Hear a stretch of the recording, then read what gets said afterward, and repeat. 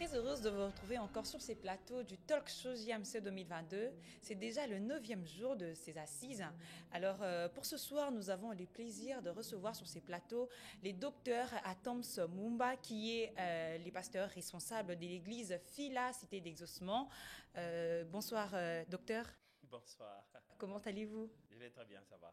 Alors, c'est un plaisir de vous avoir sur ces plateaux de JMC Talk Show 2022. Moi aussi. Je suis très content. Alors, nous allons nous entretenir autour des questions qui sont relatives à votre intervention de tout à l'heure, parce que je rappelle que le docteur a fait l'office de l'intervenant de ce soir, et donc nous l'avons sur ces plateaux justement pour parler de tout ce qui a concerné son intervention.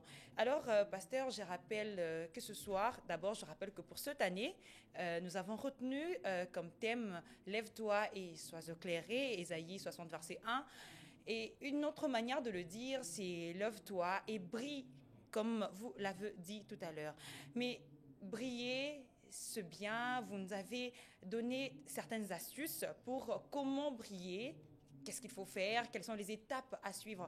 Est-ce que vous aimeriez bien le partager encore avec toutes les personnes qui nous suivent? Bien sûr, je suis souvent, je veux dire, tout le temps dirigé vers le besoin de praticalité, de pragmatisme, et que la parole de Dieu serve à quelque chose. On doit faire quelque chose. Et la question fondamentale que je posais au texte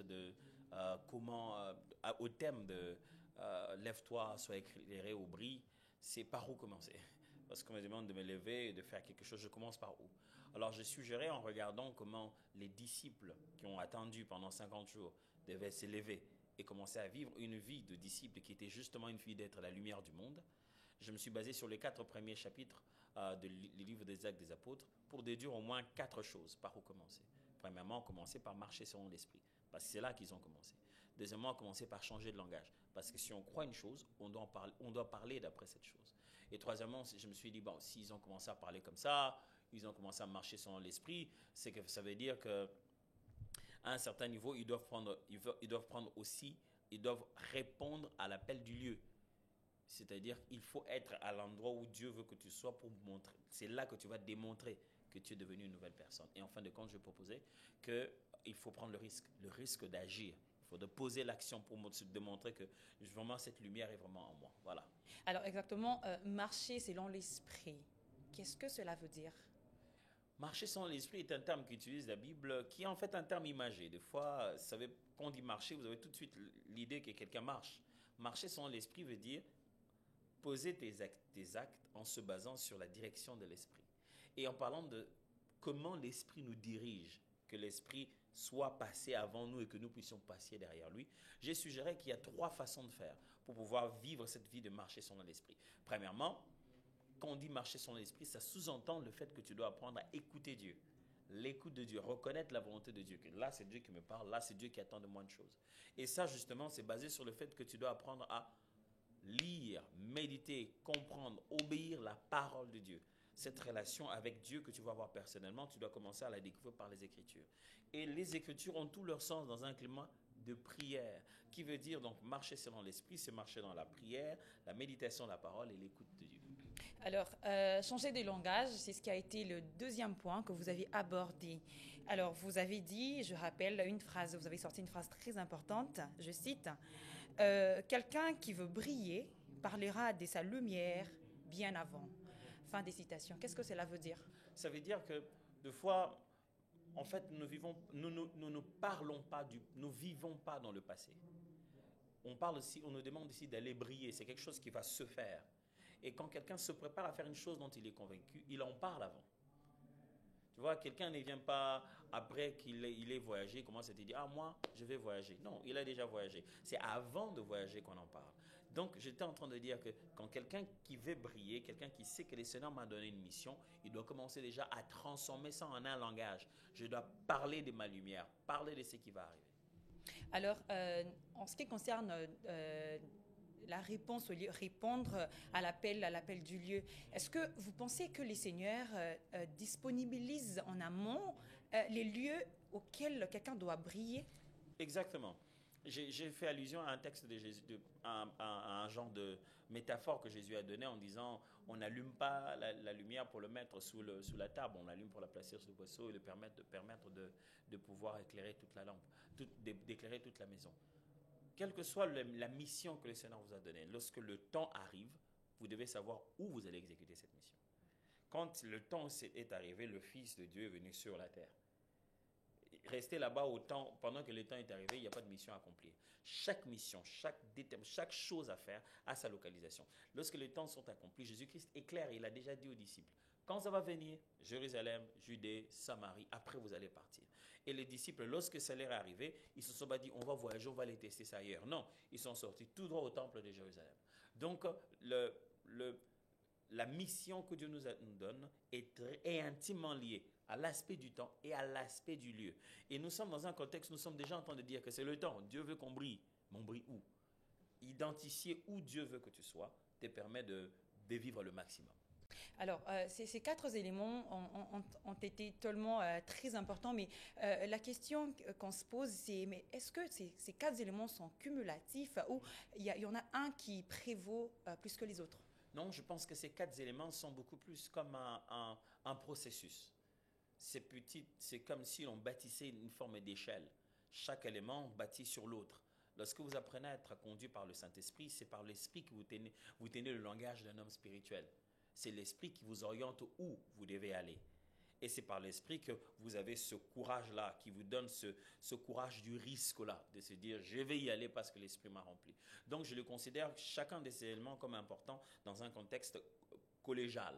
Donc, chacun de ces éléments est important et chaque chose doit venir l'une après l'autre comme un processus. Mais est-ce que vous pensez que cela est un idéal à atteindre ou c'est déjà un acquis pour certains? C'est d'ailleurs un acquis pour comme je l'ai dit, il y a une phrase que j'ai répétée au début et à la fin. Dieu ne te demande jamais une chose pour laquelle tu n'es pas qualifié. Dieu ne nous ferait pas une liste de choses qu'on ne peut pas faire en se disant, rêvez déjà sur ça et un jour vous le ferez. Non, non, non, non. Quand il dit fais, c'est parce qu'il a tout le potentiel pour le faire. Alors, est-ce que changer de langage, j'y reviens, voudra ce qu'on nie le côté du réalisme? Ça veut dire qu'on arrête d'être réaliste pour essayer d'imaginer les choses parce qu'on a changé de langage et qu'on commence à dire même des choses qu'on ne pense plus. En fait, en réalité, tu sais, je te poserai une question très banale que l'on pose surtout quand on veut philosopher. C'est qu'est-ce qu'est la réalité? J'allais dire en réalité. En réalité, chacun a une réalité. En fait, lorsqu'on affirme ce que l'on croit, ce n'est pas être irréel. C'est ça ma réalité. Ma réalité est dans le domaine dans lequel je mets ma foi dans ma vérité. Et ce qu'on appelle notre quotidien, qu'on appelle le présent de maintenant, n'est pas la seule réalité. Ça signifie quoi? Ça signifie que quand tu as un enfant qui est bébé, sa réalité qui est là, tu as un bébé. Mais il y a une autre réalité qui est à l'intérieur de lui, c'est un vieux qui va avoir de la barbe. Cette réalité est à l'intérieur de lui, juste dans des espaces de temps différents. Qu'est-ce que je dois faire? Je dois juste affirmer le bébé jusqu'à ce qu'il devienne grand, ou je dois commencer à élever le grand en fait, sans pensant en lui comme quelqu'un qui deviendrait grand que je suis en train de le nourrir. Je ne le nourris pas comme pensant en lui en restant bébé.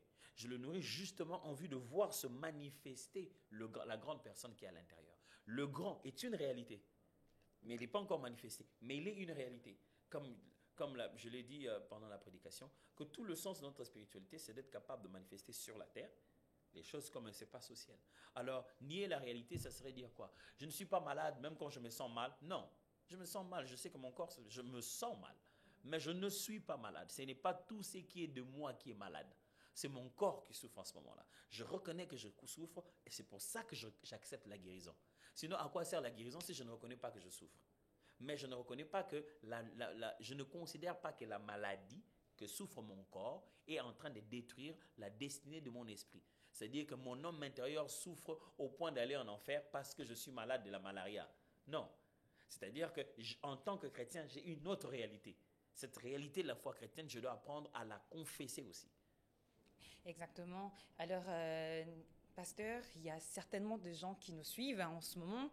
Alors, je vous demanderai de d'adresser premièrement une parole d'encouragement pour toutes ces personnes, et sinon prier aussi pour toutes ces personnes connectées, des personnes qui certainement se disent, ben, oui, le pasteur a parlé, mais pour nous, ça reste encore une pierre très lourde à porter, on ne sait pas par où commencer. Est-ce que vous aimeriez bien prier pour toutes ces personnes? Bien sûr.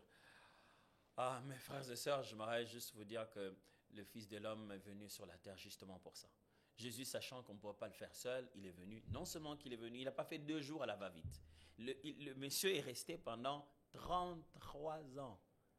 Imaginez-vous, 33 ans de vie.